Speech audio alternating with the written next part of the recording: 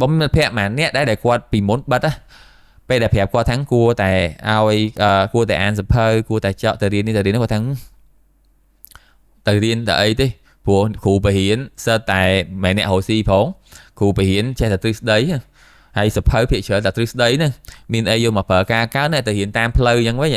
បានយកមកអនុវត្តបានអាហ្នឹងនៅពេលដែលគាត់បិទខ្លួនឯងបន្ទាប់មកគាត់មានឱកាសមួយបានចូលវគ្គមួយចំនួនដែលធ្វើឲ្យគាត់បើក mindset ហ្នឹងគាត់ចាប់ផ្ដើមឲ្យឱកាសខ្លួនឯង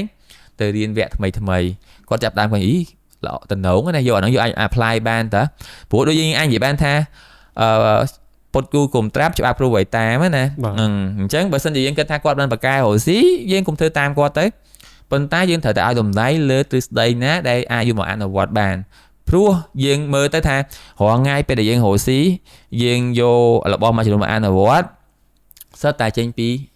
ចំណេះដឹងដែលយើងរៀនពីសាកលវិទ្យាល័យឬក៏វិទ្យាល័យឬមួយក៏បឋមក៏អាចយកមកប្រើបានដែរបើសិនជាយើងចេះមកប្រើណា